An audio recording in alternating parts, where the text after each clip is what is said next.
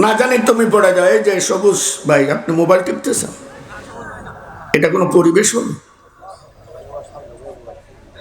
আরো আমার সামনে, আমার চোখ কিন্তু খুব চৌকান না, এই মাঠ একদিন দুদিন চড়াই না, চতুর্দিকে ঘুরি আমি ধামরাই। আপনাদের এখানে আমি নতুন, আমাকে ধামরাই অচেনা লোক নাই, অনেক আলেম আসছে আমাকে দেখার জন্য, যে বহুত দিন পর আপনাকে দেখতে আসছি। শুধু আল্লাহ পাক রব্বুল আলামিনের দরবারে লাখ কোটি শুকরিয়া ও সুজুদ জ্ঞাপন করি যে মহান রব্বুল আলামিন আমার মতো একজন নালায়েক অযোগ্য ব্যক্তি, গত রাত্রে ছিলাম কক্সবাজার, সেখান থেকে সহি সালামতে আপনাদের মাঝে যে আল্লাহ উপস্থিত করাই দিয়েছেন, সে আল্লাহর দরবারে আমরা একবার কালিমাতুর শুকর আদায় করি আলহামদুলিল্লাহ। আরেকটু জোরে হবে না? এটা নির্বাচনী প্রচার নয় যে আমার ভাই তোমার ভাই অমুক ভাই তমুক ভাই লাস্টে এক কাপ লাল চা পাই না না পাই।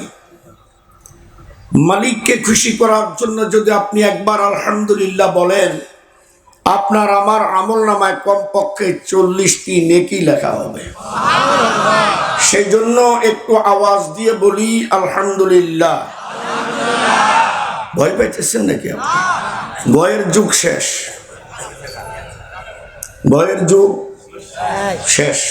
তার একটু জোরে বলেন আলহামদুলিল্লাহ, আরেকবার বলেন সুবহানাল্লাহ। এবার বিপ্লবী কণ্ঠে আওয়াজ দিয়ে বলেন আল্লাহু আকবার। মুসলমান মুসলমানের মতো থাকেন। মাত্র 17 জন নওজোয়ান সাহাবী নারায়ে তাকবীর দিয়েছিল। 17 জনের তাকবীর শুনে লক্ষাধিক কাফের ভয়ে নদী সাঁতরাইয়া পালাই যেতে বাধ্য হয়েছে। আমরা কি এখানে 17 না আরো অনেক বেশি? আওয়াজটা বাড়বে না কমবে? বাড়লে আরেকবার জোরে বলেন আল্লাহু আকবার। ভারতের একটা মেয়ে মুস্কান, মনে আছে তো?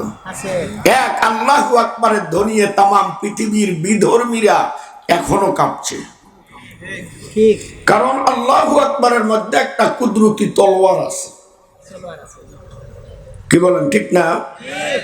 এজন্য প্রত্যেকটি মুসলমানের ভিতর ইমানের হাতিয়ার তলোয়ারের মতো হতে হবে। আওয়াজ দিয়ে বলেন আল্লাহু আকবার। আমি বাস্তবে অসুস্থ, এরপর পাবলিকে ছাড়ে না।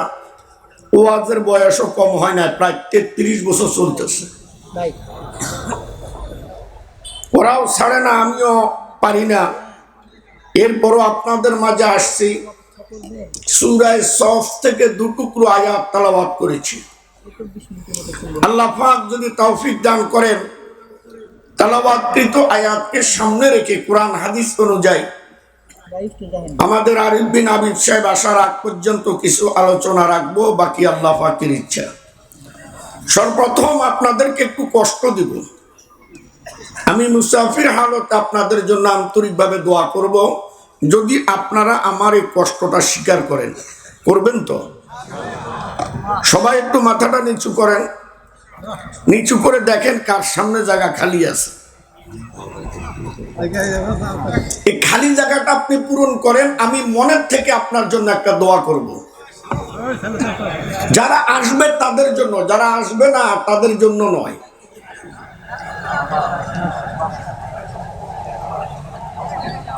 আমার বয়সের বক্তা এখন নাই বাবা, আল্লাহ যে আমাকে রাখছে এটাও একটা বড় নিয়ামত। বলা বড় ঠিক না। আল্লামা অলিপুরি সাহেবের আগের বক্তা, পাকিস্তানের নদীম সাহেব রহমতুল্লাহ খাদেম ছিলাম। ওলামায়ে কেরাম চিনবেন, আমি আল্লামা মুস্তফা আল হুসাইনি রহমতুল্লাহ আপন ভাগিনা। মাশাআল্লাহ, অনেকের সামনে একটু খালি দেখছি। দোয়াটা এখনো করি নাই। যারা খালি জায়গা পূরণ করবে না, হয়তো তারা পরে আফসোস করবে। এই জন্য দুনিয়ার মধ্যে মানুষ আপনাকে 2 জায়গায় ঠেলে, সামনের দিকে। আওয়াজ দিয়ে কথা বলেন, কয় জায়গায়? একটা হলো ওয়াজের ময়দান, আর একটা মসজিদের কাতার।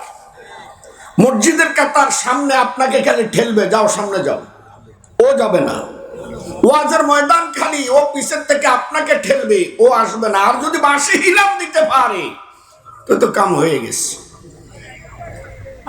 অথচ যারা ঠেলছে তারা জানে না আপনাকে আমাকে ঠেলে জান্নাতের দিকে দিচ্ছে। মসজিদের সামনে যাওয়া কি জান্নাতের দিকে যাওয়া, কোরআনের ময়দানের সামনের দিকে আসা কি জান্নাতের দিকে আসা। আল্লাহ পাক যারা কাতার ভেঙে সামনের খালি জায়গাগুলো পূরণ করলো, আপনি তাদেরকে সুস্থতার সাথে নেক হায়াত দান করুন। আওয়াজ দিয়ে বলেন সুস্থতা কত বড় নিয়ামত। এটা যদি একবার মেডিকেল ঘুরে আসেন তাহলে বুঝতে পারবেন। আর নেক হায়াত, এটা তো জান্নাতি হায়াত। এটা কি হায়াত? জান্নাতি হায়াত। আল্লাহ যাকে নেক হায়াত দিয়েছেন তাকে আল্লাহ জান্নাত দান করেছেন। আসুন, লম্বা চড়া ভূমিকা রাখবো না, আলোচনা বলনেওয়ালা শূন্যওয়ালা উভয়কে আল্লাহ আমল করার তৌফিক দান করুন। ইয়া আইয়ুহাল্লাযীনা আমানু হাল আদুল্লুকুম আলা তিজারাহ।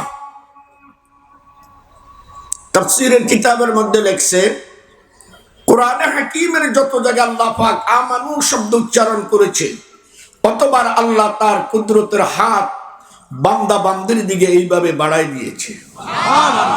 এটা বড় মায়ার ডাক, মহব্বতের ডাক, ভালোবাসার ডাক। ইয়া আইয়ুহাল্লাযীনা আমানু,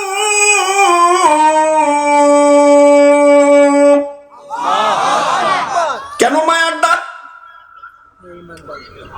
আপনি ইকু লাগবে না, আমার ইকু বন্ধ করে রাখেন, এটা প্রতিধ্বনি করলে আমার অসুবিধা হয়, অনেকের ভালো হয়। মায়ার ডাক কেন? আল্লাহ পাক বলেন, তোমাকে যখন হাঁটা শেখানোর জন্য তোমার মা বাবা অভিভাবক উঠানের মধ্যে ছেড়ে দিয়ে কিন্তু হাত গুছিয়ে বসে থাকে না, ওরা প্রস্তুত থাকে। না জানি তুমি পড়ে যাও। এই যে সবুজ ভাই, আপনি মোবাইল টিপতেছেন, এটা কোনো পরিবেশ হল? আরো আমার সামনে, আমার চোখ কিন্তু খুব চৌকান না, এই মাঠ আজ দিন দুদিন চড়াই না, চতুর্দিকে ঘুরি আমি ধামরাই। আপনাদের এখানে আমি নতুন, আমাকে ধামরাই অচেনা লোক নাই, অনেক আলেম আসছে আমাকে দেখার জন্য, যে বহুত দিন পর আপনাকে দেখতে আসছে। শুধু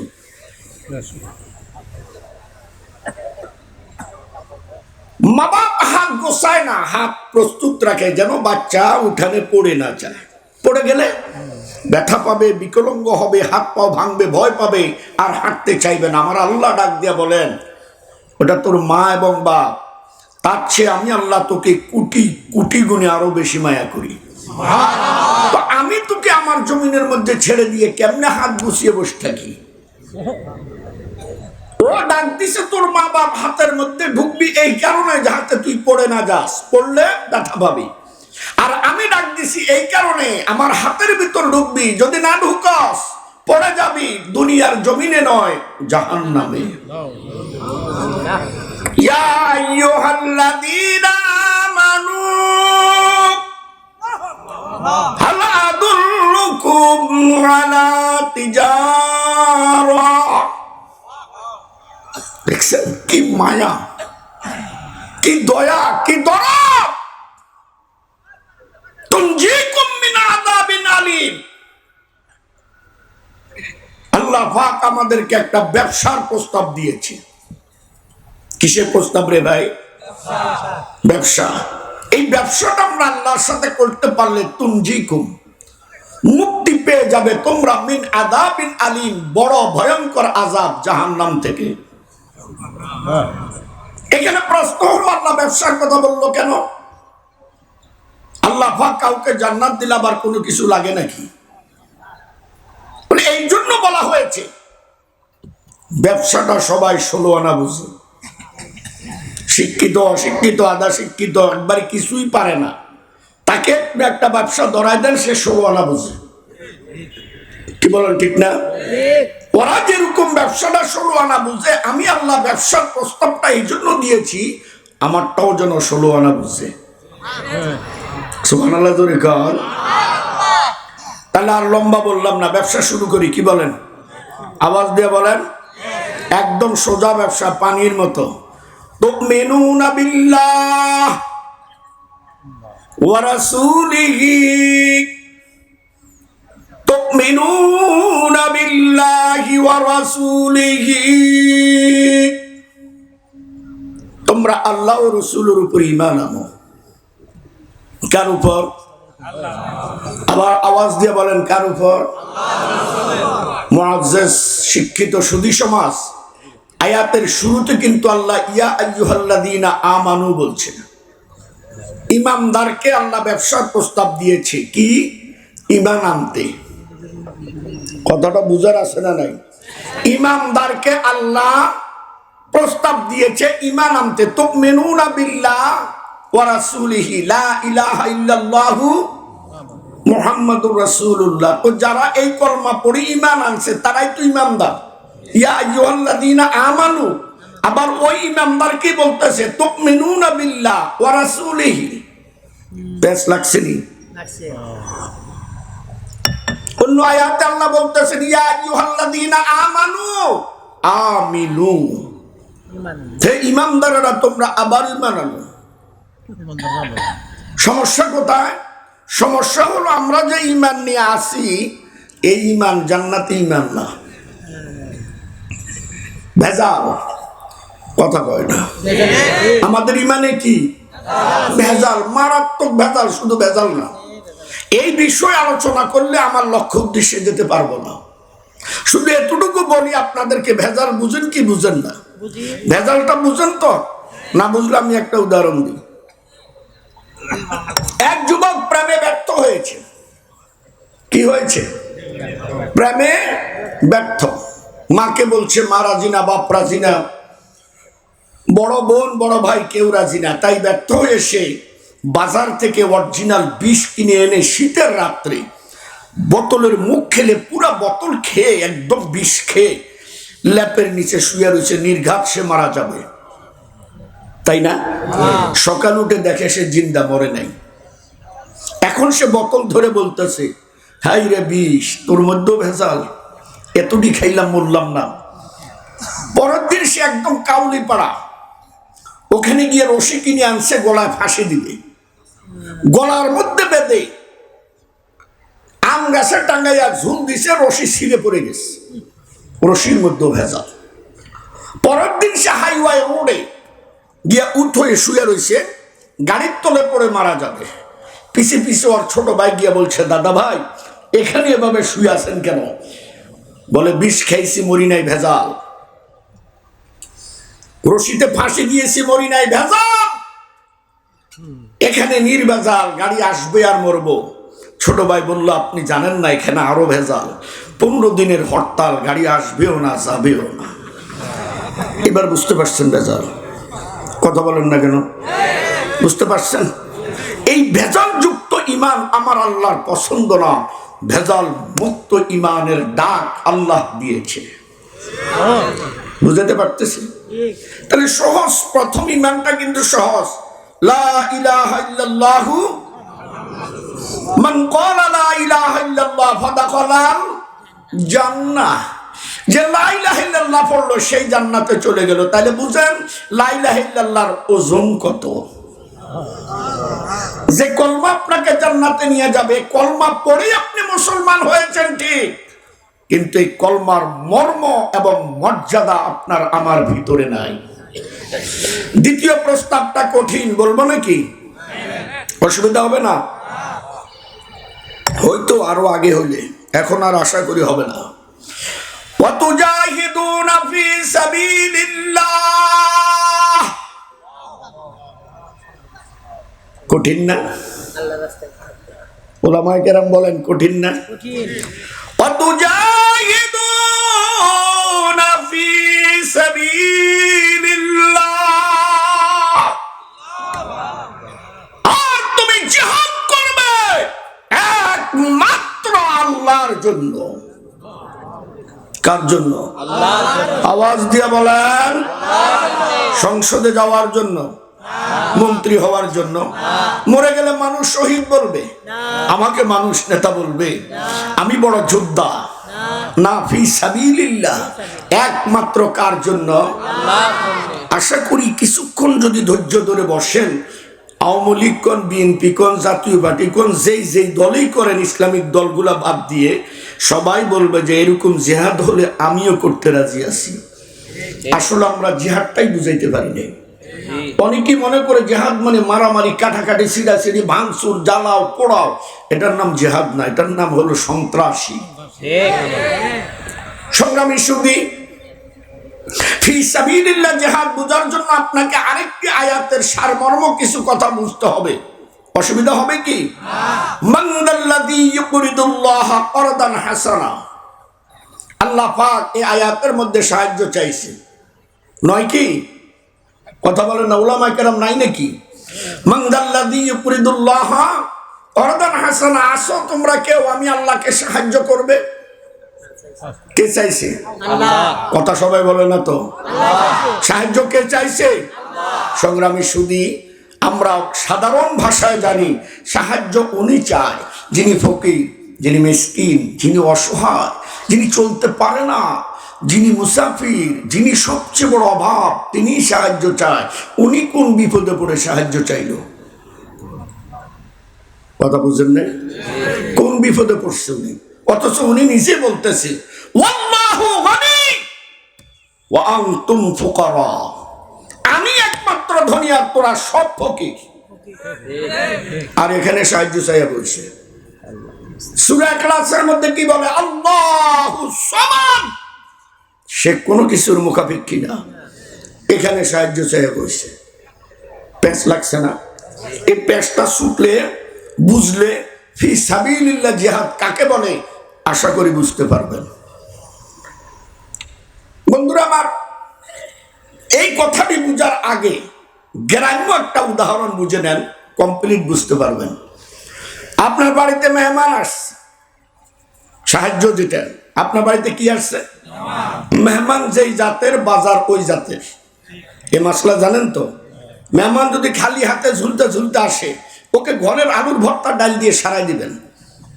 আর যদি মেহমান দামি হয়, বাজার থেকে কিছু আনবেন। কিছু যদি ও নিয়ে আসে, আপনিও কিছু আনবেন। উনি খালি হাতে আসছে, ওই যা আছে তা দিয়ে সারাই দেবে। এটা আমার কথা না, পয়গম্বরের কথা। কথা বলেন ঠিক কিনা? সংগ্রামী সুধী, আজকের মেহমান অনেক দামি। বিবি সাহেব একটা লিস্টে দিছে, এই কথাটা ভালো করে বুঝবেন। বাজারে লিস্ট, টাকা, ব্যাগ। লিস্ট, টাকা, ব্যাগ নিয়ে বাড়িওয়ালা অর্থাৎ আব্বাজান বাজারের দিকে রওনা করছে। প্রতিমধ্যে আপনার বাড়ির থেকে বের হওয়ার পর উঠানের পাশে একটা গাছে হিলাম দিয়ে আপনার 3 বছরের একটা মেয়ে দাঁড়িয়ে অপেক্ষা করছে। আপনাকে দেখা মাত্র মেয়েটা দৌড়ে এসে জড়ায় ধরে আপনার হাতে চুমু দিয়ে বলে, আব্বু কোথায় যাও? বাজারে যাচ্ছি। আজ আমাদের বাড়িতে অনেক আত্মীয় এসেছে, আমরা অনেক দামি দামি বাজার করব। মেয়েটি আবদার করল, আব্বু আমি কোনো সময় বাদাম খাই নাই, মানুষ খালি বাদাম বাদাম বলে, আমার জন্য 10 টাকা বাদাম এনো তো। আলোচনা বুঝলে উত্তর দেন, বাদাম আনবেন কিনা? বরং আপনি বাজারে ঢুকতেই আগে বাদামটা নিয়ে নেবেন। কেন? বাজার অনেক, পরে ভুলে যাব। ভালো করে বুঝবেন ভাই, পরে দোষ দিয়েন না। আপনি 2 হাত ভরে বাজার নিয়ে আসতেছেন, পদ্মার ইলিশ, রুই মাছ, পোয়া মাছ, দামি দামি যা আছে, গোস্ত মোস্ত সহ আপনার বাড়ির উঠানে অপেক্ষা করতেছে আপনার 3 বছরের আদরের মেয়েটি বড় বড় রুই মাছের জন্য। আসা মাত্র বলল, আব্বু আমার বাদাম। আব্বু বলতেছে, বাদাম তো এনেছি, দিতে পারছি না, আমার 2 হাত আটক। ঠিক কিনা? তোমার আম্মুকে বাজারটা বুঝাই দিই, পরে তোমাকে বাদাম দিব। না, আমি তোমার এই সব কথা মানি না, আগে আমার বাদাম দাও, তারপরে ঘরে ঢুকো। আন্দোলন শুরু হয়ে গেল। বাবা পরাজিত হয়ে বাধ্য হয়ে বাজারের ব্যাগ এক সাইডে রেখে পকেট থেকে বাদামের টোপলাটা বের করে দিয়ে বলছে, আম্মু বাদাম কিভাবে খেতে হয় এটা কিন্তু তুমি জানো না, যেহেতু তুমি নতুন। বাদাম খাওয়ার একটা সূত্র আছে, আশা করি তুমি বাদামের টোপলাটা নিয়ে বসে থাকো, আমি তোমার আম্মুকে বাজার বুঝাই দিয়ে আসি, পরে তোমাকে বাদাম খাওয়াবো। মেয়েটি টোপলাটা নিয়ে বসছে, আপনি ঘরে ঢুকছেন, আপনার এত সুন্দর ওয়াজ কি আপনার মেয়ে মানবে? আপনি ঘরে ঢুকতে দেরি, টোপলা ছিঁড়তে দেরি নেই, ছিঁড়ে অত নতুন বাদাম খাওয়া শুরু করেছে, চামড়া সহ, খালি চাবায়, গিলতে আর পারে না। বাদামের চামড়া, বাদাম, ধুলা বালি সহ কতক্ষণ এতগুলা মুখে নিয়ে বাদাম একটা পচা, এটা কোনো মানুষে খায়? ছোট্ট বাচ্চা মানুষের কথার আকর্ষণ আরো মধুর না? ফেলে দিচ্ছে। এমন সময় আব্বা দৌড়া এসে এইভাবে নি বাদাম খায়? তোমারে না বাবা ওয়াজ করে গেলাম, রাখো তোমার বাদাম, তুমি খাও, বসো, বাবা তোমারে বাদাম খাওয়াচ্ছি। আমার বন্ধুরা, এবার আব্বা বাদাম ছিলছে, দুই হাতের চিপার মধ্যে ফেলে একটা ডলা দিচ্ছে, ফু দিয়া লাল আবরুটা সরাইয়া সাদা কোষ্টা মেয়ের হাতে তুলে দিছে, খাও তো মা। মা এখন বাদাম খেয়ে মজা পাইছে। কি পাইছে? মজা পাইছে। এখন আর আব্বা বাদাম ছিলেই কুলায় না। হাও, কথা বুঝেন নাই? আব্বাকে সর্বনাশ হয়েছে। এইভাবে খেতে খেতে, ভালো করে ধরেন, খেতে খেতে মেয়েটি মনে মনে চিন্তা করে বাদামের মজা পাই না, এখন পাইছি, না জানি আব্বা কোন সময় চাইয়া আবার আমার থেকে নিয়ে রেখে দেয়। আমরা মাঝে মাঝে মেয়েদের থেকে চাই না বাচ্চাদের কাছে, আব্বু একটু দেন, কি বলেন, চাই না? মেয়ের ভিতর এখন চিন্তা, বাদাম তো কম, না জানি কোন সময় চাইয়া বসে, হঠাৎ করে আব্বা চাইয়াই বসে, আব্বুর একটু দাও। এখন এই মেয়ে ওয়াজ করতেছে আব্বারে, বুড়া মানুষ বাদাম খায় না, তুমি বাজারে গিয়া চা রুটি খাও, দিবে না। আবার বলছে দাও, না দিবে না, দাও, দিবে না, একটু দেও না। এরপরে বাদামের কোষ্টা দাঁতের ফাঁকে নিয়ে সামান্য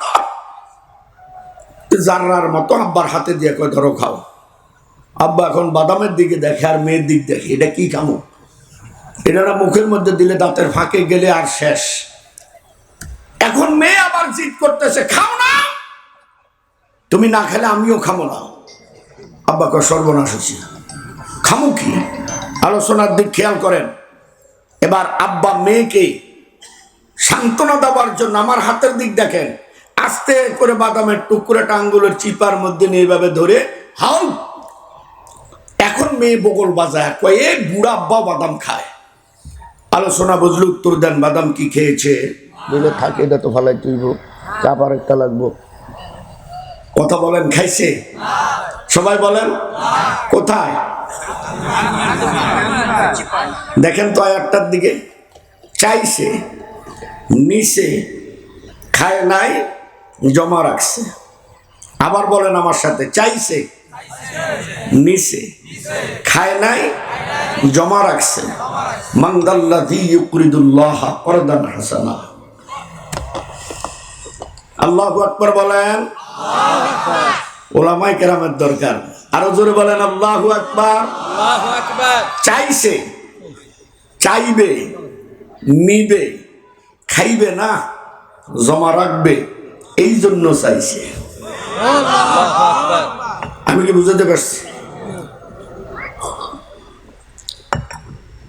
এইভাবে আব্বা চেয়েছে, আঙ্গুলের ফাঁক গুলা জমা করছে, কারণ আব্বা জানে এই বাদাম আমি দিয়েছি, একসময় বাদাম কি হয়ে যাবে? শেষ হয়ে যাবে। ওই শেষ মুহূর্তের হাসিটা যদি মেয়ের দিতে পারি, এটাই হলো সর্বশ্রেষ্ঠ হাসি। দেখেন, দুনিয়ারটা না বুঝলে আখিরাতেরটা বুঝতে অসুবিধা। আল্লাহ পাক রব্বুল আলামিন বলেন, তোর আব্বা চেয়ে চেয়ে বাদামের আঙ্গুলের ফাঁক জমা করে শেষ মুহূর্তের মধ্যে আমাদের ঢাকার ভাষা, আপনারা তো ঢাকায় পড়ছেন, এইভাবে বলে আর নাইক্যা, আর কি নাইক্যা। এই মুহূর্তে আব্বা চিপার থেকে বাদামের টুকরা গুলা বের করে বলে, এই যে সোনামণি, যতগুলা বাদাম বসে বসে খেয়েছে তার চেয়ে বেশি খুশি হয়েছে মেয়েটি সর্বশেষ আব্বা যে কয়েক টুকরা বাদাম বের করে দিয়েছে। ঠিক না বেটে? আমার আল্লাহ বলেন, সম্পদ আমি তোকে দিয়েছি, সন্তান তোকে আমি দিয়েছি, অর্থ আমি দিয়েছি, আমি জানি এক সময় কি হয়ে যাবে, শেষ হয়ে যাবে। তাই মাঝে মাঝে তোর কাছ থেকে চেয়ে চেয়ে তোর আব্বার মতো রহমতের আঙ্গুলের ফাঁকে জমা রাখি। এটা আমার জন্য নয়, খাওয়ার জন্য নয়। কিয়ামতের ময়দানে তুই বিপদে পড়ে গেলে ওই রহমতের আঙ্গুলের ফাঁক প্রকাশ করে দিয়ে তোর দান কি অর্থগুলাকে বের করে দিয়ে বলবো, এদের বদৌলতে জান্নাত দিয়া দে। এই জন্য চাইছে, এই জন্য, বুঝতেছেন তো? এটা আমরা বুঝেছি, বিধর্মীরা বুঝে নাই। এই হলো মূল আলোচনা। সাইয়েদনা হযরত আবু বকর সিদ্দিক রাদিয়াল্লাহু তাআলা আনহু আয়াত নাজিল হওয়া কয়েকদিন পর বের হচ্ছেন, রাস্তা দিয়ে যাচ্ছেন। এমন সময় দুই টাকরা যুবক ইহুদি, যুবক ভাইরা ভালো করে ধরো, হযরত আবু বকর সিদ্দিককে দেখে লক্ষ্য করে বলছে, হে আবু বকর, কোন আল্লাহর উপর ঈমান এনেছো যে আল্লাহ নিজেও গরীব, তোরাও গরীব? নাউজুবিল্লাহ বললেন না? বলেন তো কেন বলছে? ওই যে আমি আল্লাহ সাহায্য চাইছি। কেন চাইছে এটা তো আমরা বুঝলাম, ওরা তো বুঝে নাই। তো হযরত আবু বকর তো কোন তবিয়তের মানুষ আপনারা ভালো করে জানেন। এখানে হযরত ওমর হইলে কিছু একটা হইতো। হযরত আবু বকর মাথা নিচু করে বলতেছেন, আল্লাহ এই জাতি বুঝে নাই, আপনি ওরে হেদায়েত দেন। আবার চলছে, আবু বকর তোমাকে বলছি, কথা কানে যায় না? কোন আল্লাহর উপর ঈমান আনছো যে তোকে আল্লাহ তোকে কাছে সাহায্য চায়? দিতে দিতে তোরাও গরিব, তোকে আল্লাহ গরিব। এবার হযরত আবু বকরের কলজার মধ্যে ব্যথা লাগছে, কথা কয় না। এখান থেকে শিক্ষণীয় কিছু আছে না নাই? এই জমিনটা আমার আল্লাহর, আকাশটা আমার আল্লাহর, বাতাসটা আমার আল্লাহর, চতুর্দিকে যতদিক তাকাই সব আমার আল্লাহর। সুম্মার জামিল বাসারা কাররাতাইনি ইয়ানকালিবু ইলাইকাল বাসারু খাসিআন ওয়া হুয়া হাসির, সব আমার আল্লাহর। এই জমিনের মধ্যে আল্লাহর বিরুদ্ধে, নবীর বিরুদ্ধে কথা বললে যদি আপনি ব্যথা না পান, আপনি মুসলমান নয়, আপনি মুনাফিক। ব্যথা পাবেন না আপনি, আপনি মুনাফিক। কথা বলেন না কেন? ব্যথা পাইছে, পাওয়ার পরে আবার দোয়া করছে, আল্লাহ হেদায়েত দেন। 3 নম্বর চলে গেছে। বেশ কিছু দূরে যাওয়ার পর বলতেছি, আবু বকর উত্তর দেওয়ার মুখ নেই। এমন প্রশ্ন করছি, উত্তর পাইবা কই? কোন আল্লাহর উপর ঈমান আনছো যে আল্লাহ গরিব, তুইও গরিব? এবার আমার হাতের দিক দেখেন, হ্যাঁ যুবক, হাতের দিক দেখেন, হয়েছে তো নাকি? এটারে এইভাবে কইরা আস্তে করে 2 যুবকের কাছে গেছে, গিয়া বলতেছে, আমার আল্লাহকে তোদের 2 জনের মধ্যে কে বলছ গরিব? তো যুবকদের একটা পাওয়ার আছে না, কথা বলেন না কেন? যেটা বলছে ওটা একটু লাড়া দিয়া বলতেছে, আমি যেমনে আমি কইছি এমনি ওই যে পজিশন, আল্লাহু আকবার বলে এমন জোরে এক ঘুষা দিছে, এক ঘুষায় ওই ইহুদির এই সাইডের, ডাইন সাইডের 16টা দাঁত মাড়ি সহ খুলে পড়ে গেছে। এখান থেকে শিক্ষণীয় কি? মুসলিম জাতি ধৈর্য ধরতে জানে, ধৈর্য ধরতে জানে, ধৈর্য ধরতে জানে। ধৈর্যের বাঁধ ভেঙে গেলে আবু বকরের মতো ঘুষা দিয়ে দাঁত ফেলে দিতেও জানে। কয়জন ছিল? যেটা ঘুষা খাইছে ওটা উঠে পড়ছে, ভয় আর উঠে না যদি আরেকটা দেয়। আর যেটা খায় নাই ওটা দিস ইজ দ্য ফক্স, ছুটছে, ও আর আরব কান্ট্রিত নেই।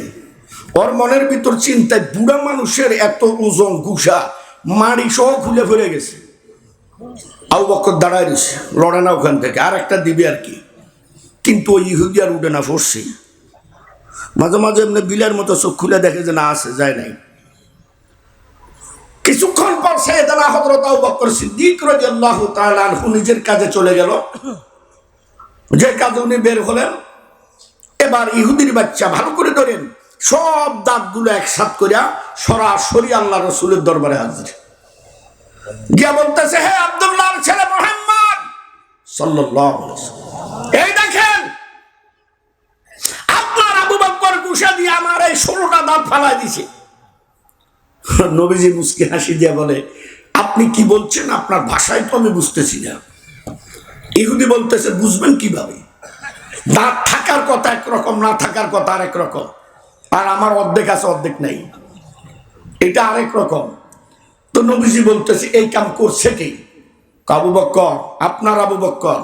নবীজি দিছে একটা ধমক, তার মিয়া আপনার জীবনে দেখছেন আবু বকর কাউকে আঙ্গুল তুলে কথা বলতে, চোখ বড় করে কথা বলতে দেখছেন জীবনে?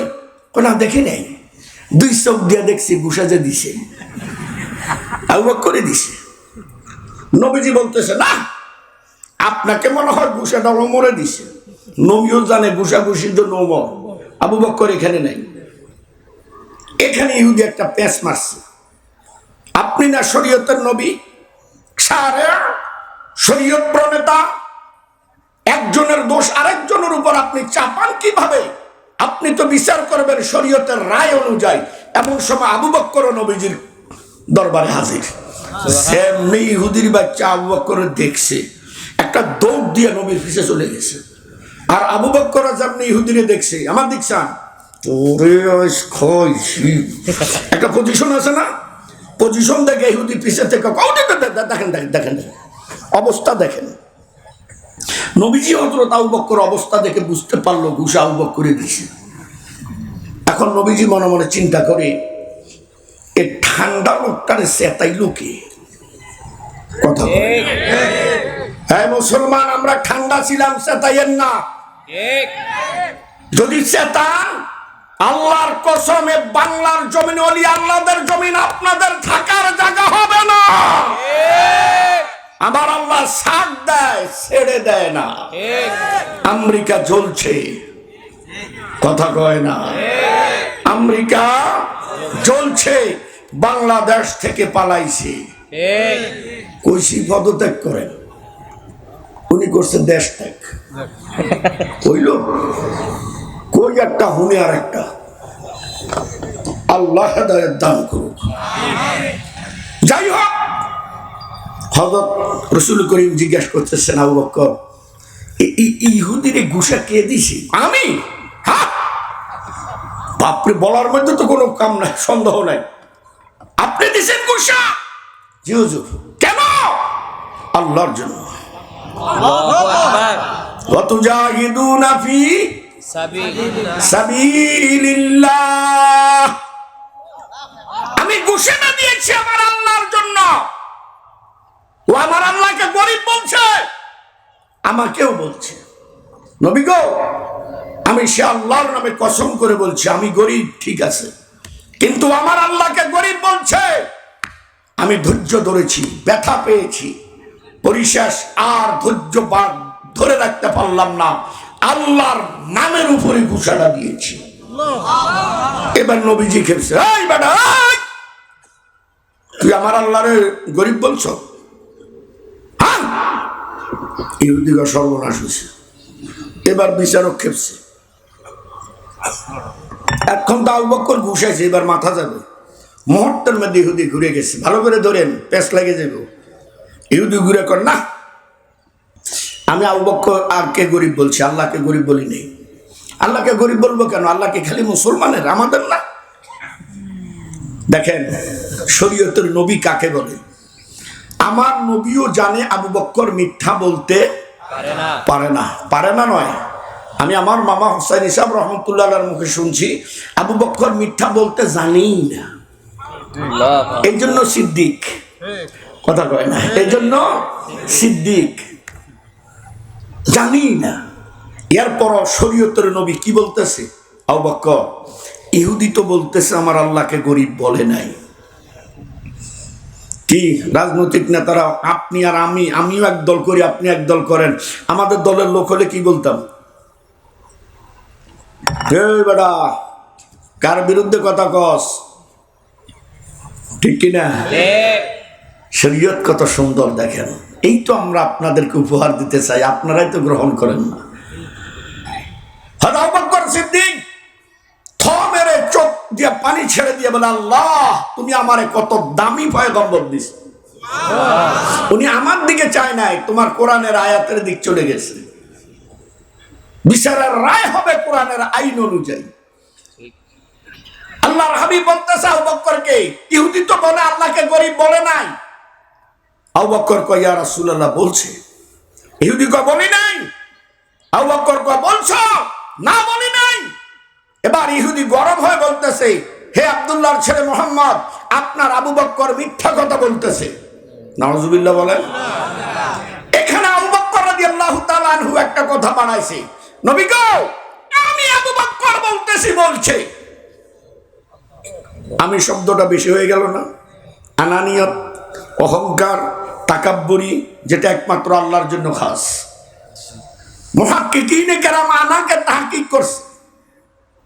তাহকিক করে দেখে হযরত আবু বকর আনার থেকে নিজেকে বোঝে নাই। ও নবী, আপনি যাকে সিদ্দিক উপাধি দিয়েছেন সে সিদ্দিক বলছে।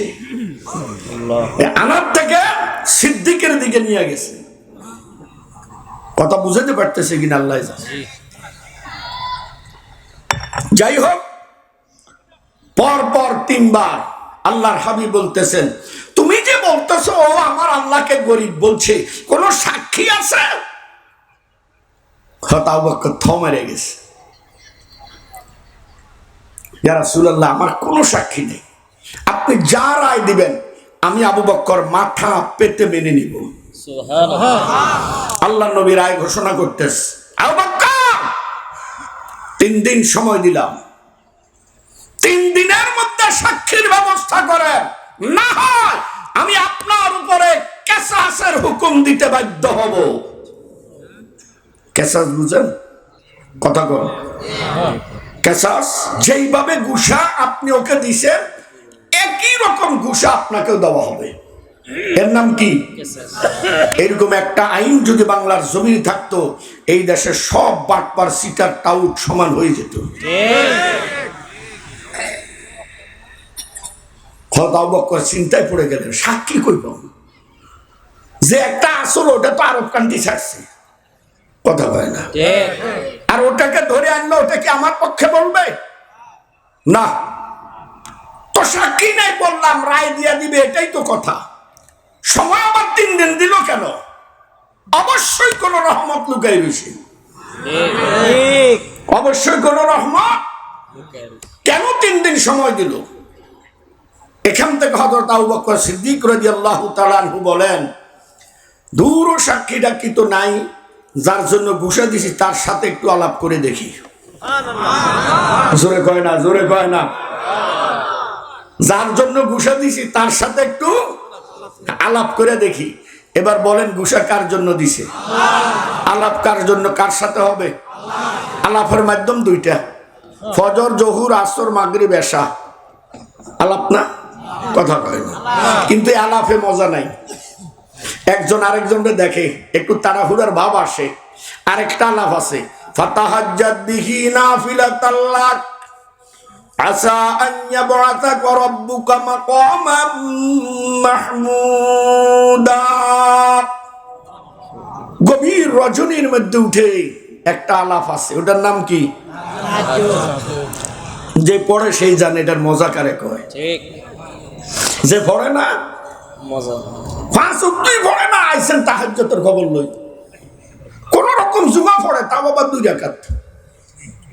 এরপর হুজুরে কেরাত লম্বা ধরলে কত কথা।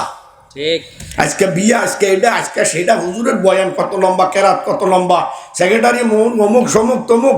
হুজুর একটু কইয়া দিয়েন যেন সূরা কাউসারের না কি কয় যে এখলাস দিয়ে নামাজ পড়ায়। হযরত আবু বকর সিদ্দিক তাহাজ্জুদের সিজদায় পড়ে গেলেন। আল্লাহু আকবার বলেন। ঘুষা কার জন্য? অতুজাহিদুনা ফি সাবিল মালিক।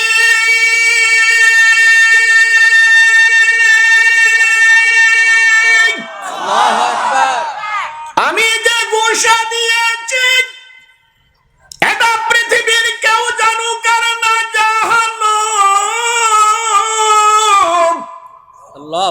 অন্তত তুমি আল্লাহ ভালো করে জানো।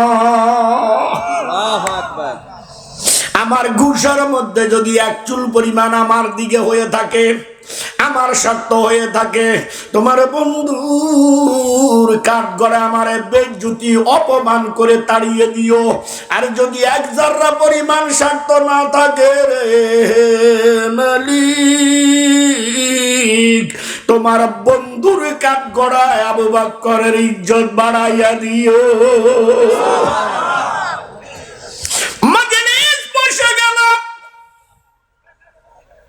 পয়গম্বর ম্যাজিস্ট্রেট আল্লাহর হাবিবের একান্ত বন্ধু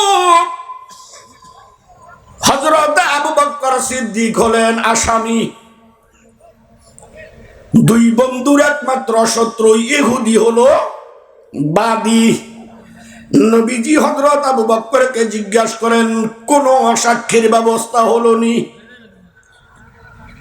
হযরত আবু বকর বলেন, ইয়া রাসূলুল্লাহ, আমি তো 3 দিন আগে বলে দিয়েছি আমার কোনো সাক্ষী নাই, যা রায় দিবেন আবু বকর মেনে নিবে। ও বন্ধু, নবীজির চোখ দিয়া পানি পড়তে লাগলো। নবীজি দুই চোখের পানি ছেড়ে ছেড়ে কান্দেন। মনে মনে মনের ভাব উজাড় করে আসমান জমিনের মালিক,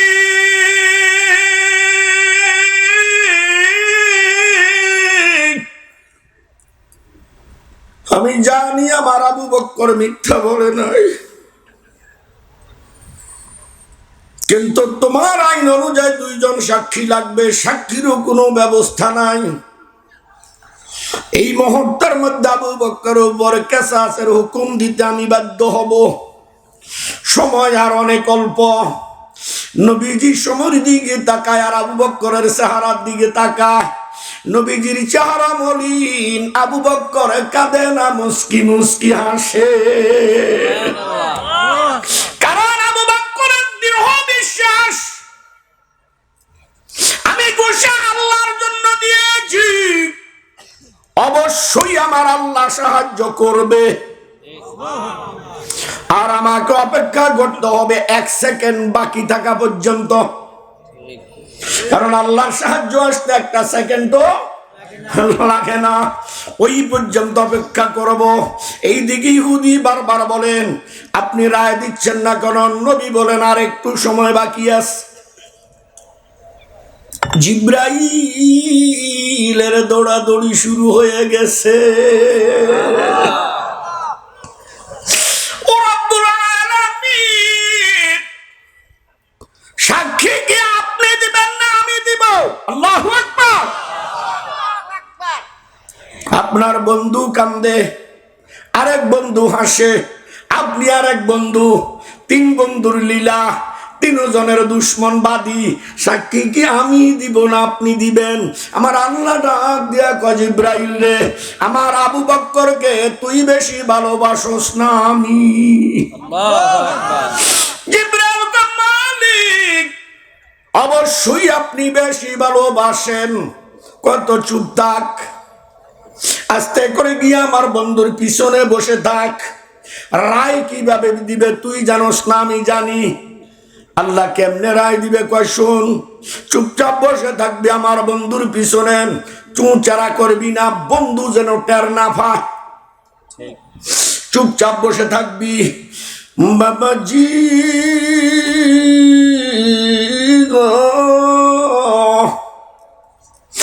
জিবরাইল আমিন এসে চুপচাপ বসে আছে, রায়ের পদ্ধতি দেখাই দিয়েছে।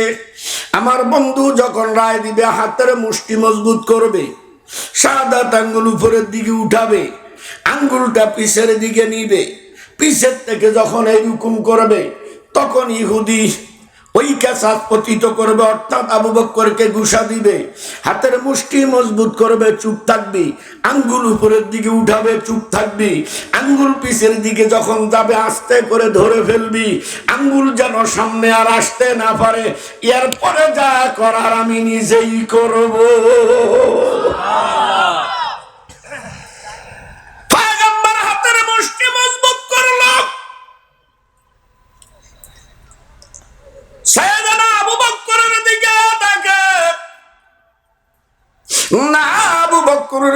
চেহারায় কোনো মলিন নাই, চেহারার মধ্যে যেন উজ্জ্বলতার বৃদ্ধি পাচ্ছে। আবু বকরের জন্য আঙ্গুল উপরের দিকে তুলে ফেললো।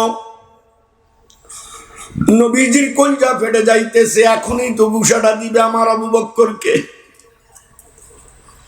না, আবু বকরের চেহারায় কোনো মলিন নাই, চিন্তার কোনো ছাপ নাই। আঙ্গুলটা পিছের দিকে চলে গেছে, আর তো আঙ্গুল আসে না। নবী ডাক দিয়ে বলে, কে গো তুমি? কোথায় তোমার বাড়ি?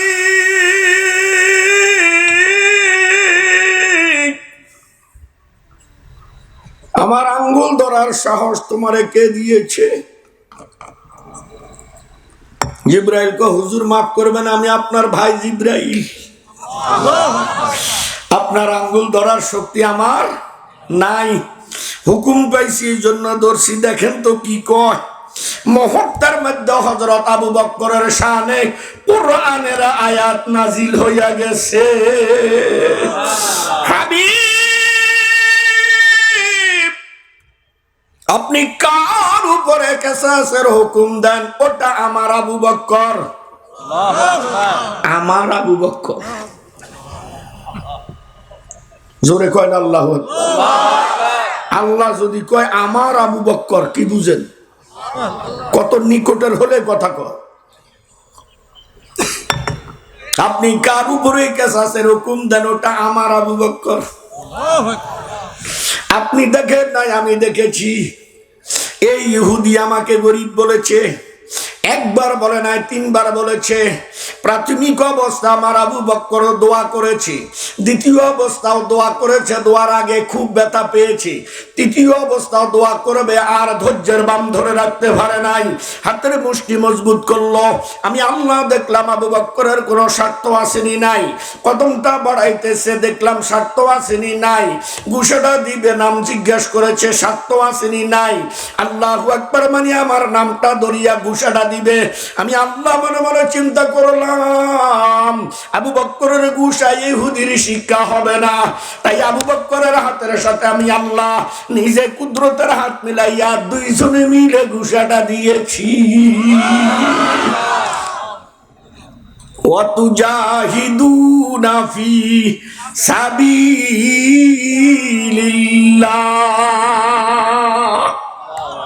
এরকম জিহাদ করবেন তো করেন, সাহায্য আসবে। কথা কয় না। উল্টা পাল্টা করবেন, বিপদে পড়বেন। কথা কয় না। সবচেয়ে বেশি আল্লাহকে ভালোবাসতেন নবী, নবীকে সবচেয়ে বেশি ভালোবাসতেন কি? সাহাবীরা। সাহাবীরা। কথা কয় না। মোহাব্বত আল্লাহর জিকির করেন, লা ইলাহা ইল্লাল্লাহ,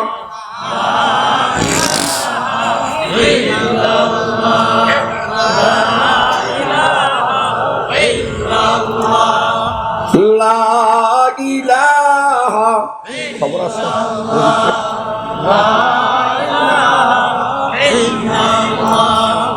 লা ইলাহা ইল্লাল্লাহ, লা ইলাহা ইল্লাল্লাহ, লা ইলাহা ইল্লাল্লাহ, লা ইলাহা ইল্লাল্লাহ।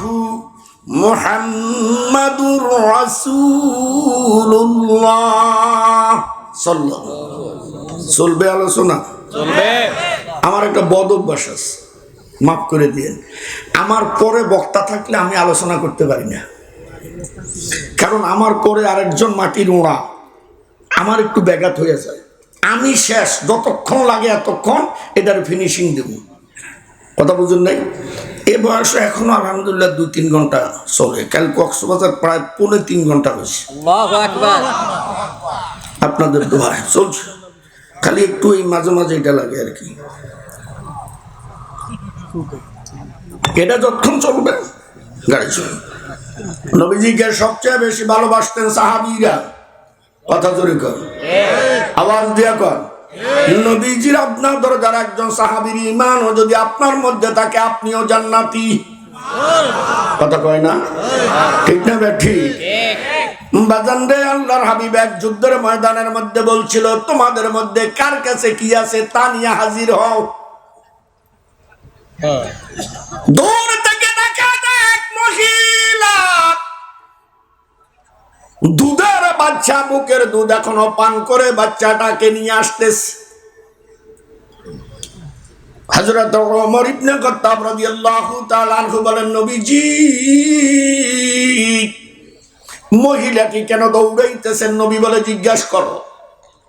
জিজ্ঞাসা করার পর বলল, আল্লাহর হাবিব বলছে, যার কাছে যা আছে দিতে আমার কিচ্ছু নাই, এই বাচ্চাটা আছে। জোরে কয় না? আমার স্বামী যুদ্ধের ময়দানে শাহাদাত বরণ করেছে, আছে শুধু বাচ্চাটা। হযরত ওমর দৌড়ে এসে বলেন, হুজুর বাচ্চা দান করার জন্য আসতেছে। হুজুর কয়, ফিরাই দাও, কারণ এই বাচ্চাটা যুদ্ধের ময়দানে নিলে আমাদের জন্য উপকারের চেয়ে অপকার বেশি হবে। মহিলা ডাক দিয়ে বলেন, আল্লাহর হাবিব, আমি তো যুদ্ধের ময়দানে এই দিক ওই দিক টানা হাসরা করার জন্য দিই নাই, আমি তো দিয়েছি আপনার ডাল হিসেবে ব্যবহার করবেন। আল্লাহু আকবার। নবীজি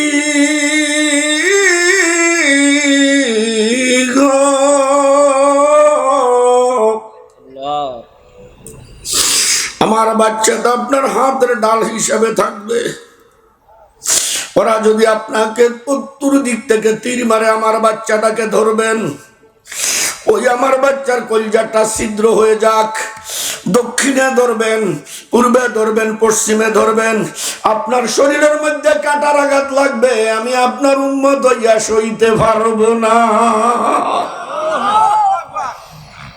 বিধর্মীদের কাছে ওই মজলিসের মধ্যে উপস্থিত ছিলেন। নবীজি যুদ্ধের সিদ্ধান্ত দেওয়ার আগেই কাছে দৌড়াইতেছে।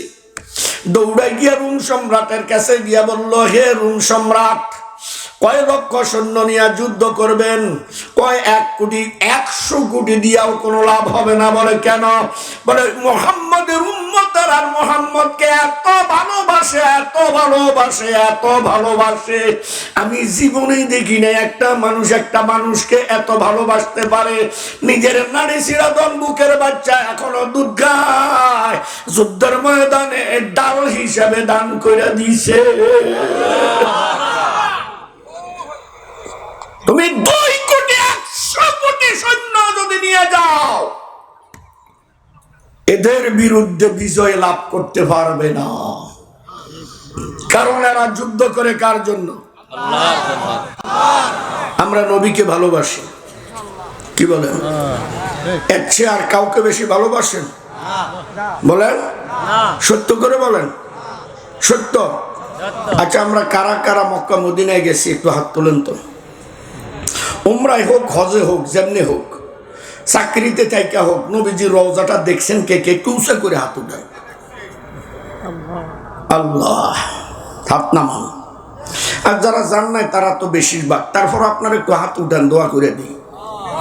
2 হাত তোলেন, 2 হাত তোলেন, 2 হাত তোলেন, একটু হাতটা লাড়া দেন।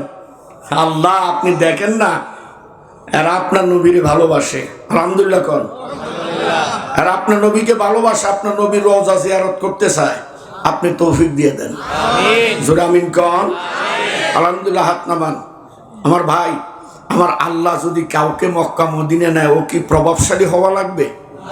গরিব যাইতে পারে না? এটা বাস্তব ছোট্ট ঘটনা বলবো কি? এই আমাদের ঢাকা ফার্মগেট তেজকুনি পাড়া চিনেন তো নাকি? তেজকুনি পাড়ার এক বাসায় কারেন্ট গেছে। না আইছে মোহাব্বতে জিকির করেন লা ইলাহা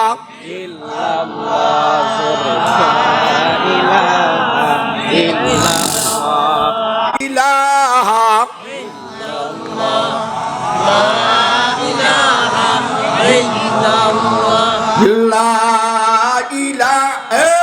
কারেন্ট যাওয়ানোর ফাঁকে দেখছেন উড়ে কেমনে ইন্নালিল্লাহ চলে যাচ্ছেন আপনারা জি কয় না তো মানে যাইতেছে না আসতেছে বুঝতেছি না ও হাজত থাকলে তো অবশ্যই যাবেন আপনাদের এখানে কি লোক আল্লাহ মাফ করুন এই আপনাদের আমার এখানে বয়ান করছে মনে হয় মাগরিবের পরে 20 গ্রাম বাড়ি নাগেশ্বরী একটা মাদ্রাসা প্রায় 13 বছর একটা না যায় সেখানে মাহফিলের পরে দেখি এক মুরব্বীর পিছনে জামা কাপড় সব ভিজা মোসাফা করে যায় কইলাম যে কি ব্যাপার হ্যাঁ 2 বার উঠতে চাইছে আপনি যে ধমক দিয়েছেন ধমকে আর উঠি নাই জাগাত বৈশা কাম সারাই দিস বিশেষ প্রয়োজন উঠে যাইয়েন কারণ এটা পলিথিন আর ওরা আবার খের দেয় খেরের উপর বসে উত্তরবঙ্গে ঠান্ডা তো খেরের উপরে বসে তো যে কথা বলতেছিলাম আমরা তেজকুনি পাড়া তাই না তো তেজকুনি পাড়া এক বাসায় একটা কামের মেয়ে কাজ করে এটাকে আপনাদের ধামরায় কি বলে কাজের বুয়া ঢাকায় কাজের বুয়া বলে না কাজের মেয়ে যাই হোক তো কাজের মেয়ে ওর নাম কি সকিনা না কি আসলে যাই হোক তো ওই যে বাসায় কাজ করে ওই বাসায় ছেলে মেয়ে নাই বুড়া বুড়ি আর হজে যাবে তো কাজের মেয়েকে ডাক দিয়ে বললো তোমার ছুটি দিলাম 1 মাসের আমরা তো হজে যাব কাজের মেয়ে বলতেছে আমার ছুটি একটু বাড়াই দেন 2 মাসের দেন আমি তো কোনো সময় ছুটি চাই না পুরুষ যেটা একটু রাগ হলো মহিলাটা বললো দাও ও কোনো সময় ছুটি চায় না এখন এরা ওকে 2 মাসের ছুটি দিল এরা হজে চলে গেছে এখন কাবা তাওয়াফ করতেছে লাব্বাইক আল্লাহুম্মা লাব্বাইক লা শারীকা লাকা লাব্বাইক হ্যাঁ তাওয়াফ করতে করতে দেখে ওই কাজের বুয়া ওদের আগে আগে তাওয়াফ করতে আসে জোরে কয় না তো এখন স্বামী স্ত্রীকে বলে এটা আমার কাজের বুয়া না স্ত্রীকে দূর মক্কা কত মানুষ আছে এক রকমের যারা গেছেন তারা দেখছেন না কত রঙের মানুষ রং বিরঙ্গের মানুষ এখন কাজের বুয়া পাড়াদের 2 জনের কথা একটু আওয়াজ পায় বলতেছি তাওয়াফের পরে কথা বলবো আমি আপনাদের বাসার কাজের বুয়া আমার বন্ধুরা তাওয়াফ করার পরে জিজ্ঞাসা করলো কিরে তুই কেমনে আসলি এই জন্য তো 2 মাসের আপনাদের থেকে ছুটি নিয়েছি আমার বাসা থেকে যখন আপনাদের বাসা যাইতাম আমার চলন ভঙ্গির মধ্যে অন্যরকম ছিল যদিও আমি গরিব অন্য এক বাসার এক ব্যক্তি আমারে দেখে ফলো করেছে একদিন ডাক দিয়া বলে কোন বাসায় কাজ করা বলে অমুক বাসায় বলে আমরা স্বামী স্ত্রী হজের মধ্যে যাব হঠাৎ আমার স্ত্রী অসুস্থ হয়ে গেছে আমি সিদ্ধান্ত নিয়েছি তোরই হজে নিয়ে যাব আমার স্ত্রীর সেবা করার জন্য তোর পাসপোর্ট ভিসা যা কিছু লাগে সব ফ্রি সব আমি দিয়ে দেব এইভাবে আমার আল্লাহ আমার গরিবের মক্কায় নিয়ে এসেছে আরে কি পারে না যারা আন্তরিকভাবে মদিনায় যেতে চান গরিব হলে কি আমার আল্লাহ গরিব নাকি আমরা কিছু আল্লাহর কুদরতের রহমতের হাতের ফাঁকে জমা তুই যেন আল্লাহ আমাদেরকে হাসাইতে পারে কথা কয় না মনে আছে না নাই যেন আল্লাহ আমাদেরকে হাসাইতে পারে ওই যে আব্বাই বাদাম চাইছে আল্লাহ কিছু চাইছে কথা কোন ঠিক না ঠিক